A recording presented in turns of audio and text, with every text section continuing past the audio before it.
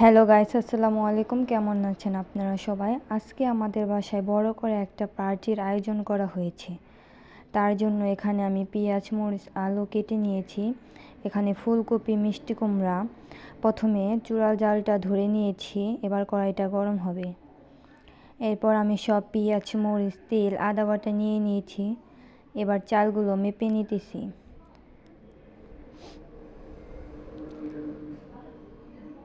এবার মাংসগুলো দিয়ে দিলাম।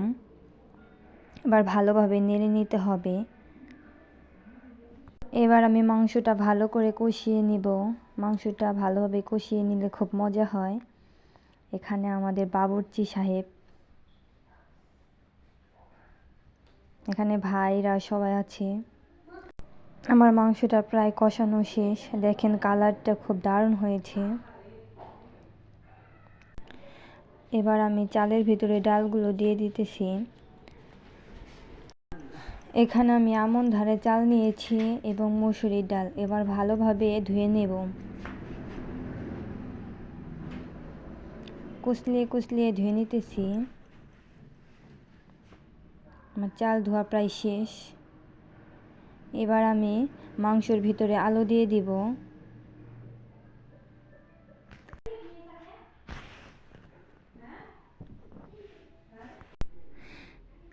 আমার আলুগুলো দেওয়া প্রায় শেষ। এবার আমি আলুগুলো ভালো করে কষিয়ে নেব। এখানে ফুলকপি এবং মিষ্টি কুমড়া ধুয়ে নিয়েছি। এবার আমি ফুলকপি, মিষ্টি কুমড়া মাংস কষানোর ভিতরে দিয়ে দিব।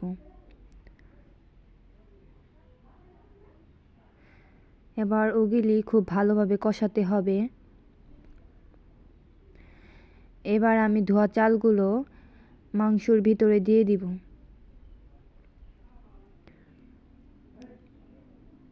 চাল, ডাল সবগুলো দিয়ে দিছি। এবার ভালো করে নেড়ে দিব।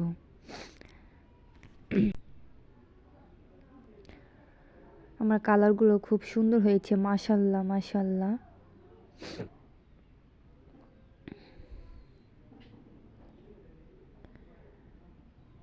দেখেন কত সুন্দর হয়েছে। আমার কষানো প্রায় শেষ। এবার আমি চালের ভিতরে পানি দিয়ে দিব। এবার ডামি থেকে পানি বালতির ভিতরে নিতেছি। তারপর চালের ভিতরে পানি দিয়ে দিব। আমার ভালোভাবে কষানো শেষ। এবার আমি পরিমাণ মতো পানি দিয়ে দিব। এখানে আমি পানি দিয়ে দিতেছি। এবার নেড়ে দিতেছি। এবার জালটা খুব জোরে দিতে হবে। দেখেন কত সুন্দর লাগছে। এখানে বাচ্চারা সবাই বসে আছে খিচুড়ি খাওয়ার জন্য।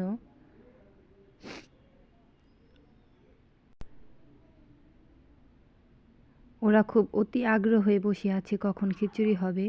এবার আমি ঢেকে দিচ্ছি। দেখেন আমার বলক এসে পড়েছে। এবার আমি ভালো করে আবার নেড়ে দিছি। আমার খিচুড়ি প্রায় শেষ। এবার আমি সওয়াজ পাতা দিয়ে দিছি।